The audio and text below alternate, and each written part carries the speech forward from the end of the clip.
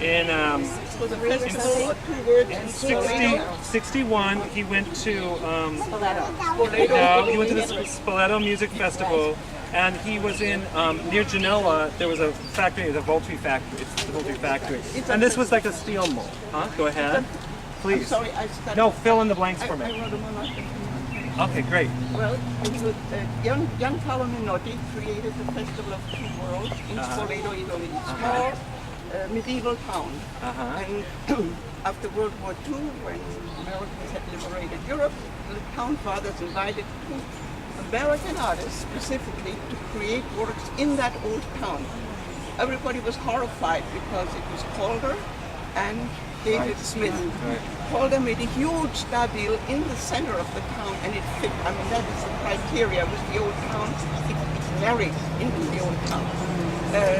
Smith, who worked with the rejects from steel factories, was assigned in Voltri, an old disaffected steel factory.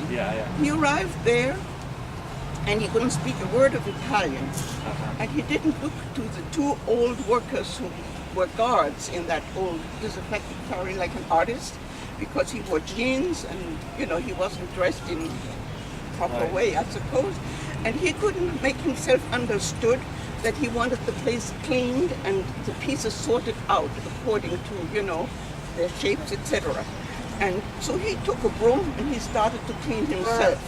And the two workers liked him so much that that gesture, which is a very American gesture, by the way, that they invited him to their lunch. I mean, you know, and that was cheese, delicious and wonderful Chianti. And he loved that. And they also showed him some of the technical aspects which they had learned in working their life long there in Voltri. And so in 30 days he created 27 pieces.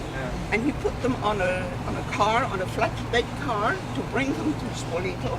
And town fathers were flabbergasted because they had commissioned one. And here they had displayed 27. But they had a wonderful Roman amphitheater there, and so they decided to place that in the amphitheater.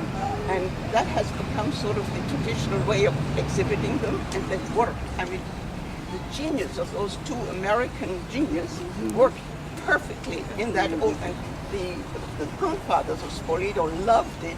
You know, they didn't quarrel with it because this was so wonderful. And I heard that Mr. Hirshhorn and Olga Hirshhorn went up to Bolton Landing, upstate New York, where Smith had his studio, and he wanted to buy one Voltri from Smith, but Olga said, why don't you buy them all, the 5? And that was, of course, Mr. Hirshhorn's characteristic.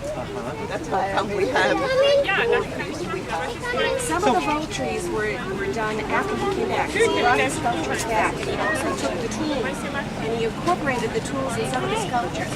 But what's interesting about this piece is this is the only one of Voltris that has a circular motif. And that's because Kenneth Nolan lived near him in Bolton Landing. And he was doing, Nolan at that time was doing the circle paintings. So he was really inspired, went back and continued in the vein, the vertical, but then put the circular top part. So an interesting thing with those two pieces of information is to think about how they work in a tour. Well, it's important because we have to think also too about, so what do we get out of Professor Mel's story? How does it help us look at the work? We need to think of 27 of them. Okay. All created together like an installation, and that we see one, but it's very different than thinking of them as a group. So like the personages, we have one, or we have a whole interactive. Great, so that story, that anecdote gave us some context for looking at the work so that we understood there's a background story here to what we're looking at. Okay. So let's talk about Lisa too. What did her story help us see? What the others look like. Yeah, okay.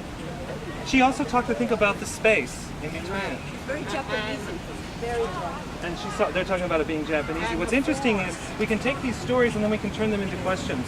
So we can say, you know, knowing that this was made in a factory, knowing, you know, when we usually think of how artists make work, this is a very different way that work was being made. It's being made in a factory. How does it change the way that we would look at this? It was soldering and forging.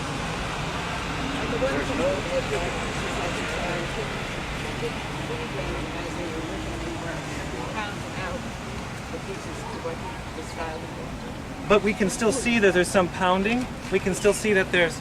So one of the things that is nice about these stories is that they're rich in terms of context, but they also can bring us back to the object, which is really, for me, our sole mission. And the object that it lets us know is that he is not hiding the way these things are made. And he's identifying with the worker. From that story Ramel told, we get a real sense of an acceptance by the workers. Not some highfalutin artist who's coming in and kind of making a product, although these are products, and he was very, renowned in his time, but at the same time, showing how things were made. And that, he was a worker. The surface has changed considerably since it was placed here. Yes. So it is going to rust out to a certain degree, and I'm wondering how long will these things last? Yes, and that's where we should bring a conservator in. But as far as I know, they're meant to last, for a long time. Yeah. Say it rests, it's finished resting in 5 years. Oh, really? Then it's So- stabilized. Go ahead. Well, I just wanted to say that he actually learned to weld in a Studebaker automobile factory. So he Yes. really was Yes. a factory guy and Right. worked in a factory. And came from a working class Yeah, family, yeah. and came from the Midwest. From so, the Midwest. Yes, and yes. But I like to talk about Went the to Notre aesthetics of Dame, the piece, 6 and months. all that information about the welding. I find it interesting as what I notice now as we're standing here for a while is that some of the pieces are welded to the front of the circle, some of the pieces are welded to the back of the That circle. gives it- So that one of gives the it- questions I would ask is what aesthetic choices that artists make. Why did he make that? What does that do to Yeah. the piece for us? So- we appreciate. So thinking about the circle and then looking at how it's been welded is another thing we can do. I mean, the one thing, and then I think it's really helpful to use quotes also, which is that he talked a lot about how these works, he really saw them in nature. He would often photograph them in nature, photograph them with a Bolton Landing, I believe that's it had a large space where you could look over his sculptures and see them in the environment that he saw them, that he He designed has them a for. daughter who's a sculptor also. Yeah. Becca. Becca is a sculptor, and I've seen some of her works. It's interesting to me because she also is abstract, geometric, but Tony Smith's daughter, Kiki Smith, is completely different. She's more figurative and has a story. So I think for us, when we're using these stories, when we're talking about them, we think about how they will serve the purpose of looking back at the object, because the object is primary, and the experience that people have while we can tell them stories, I think, needs to go back to the object. And if you look at the object, if you do notice that some are like the two, there's a small piece there, but forgetting the small piece, the other four, Yeah. you have the two kind of horizontal pieces up there and two down there, and they're opposites because one's behind and one's in front. So there's a sense of opposition, and I know because I know the things he liked to read, David Smith. He was really interested in that whole idea, almost like Louise Bourgeois, of opposites and opposites combining into one, all of that idea. So I think you see that in the way he wrote, or you could see that. And for the purpose of my tour, I'm going to talk about this empty space. So one thing I have to do with the tour, when you have people who are really knowledgeable, is to try to bring it back to something. So when we're talking about this empty space and the idea that you can see through it, we've been looking at the negative space in sculptures as we've gone through, and now we have a large negative space that includes the environment.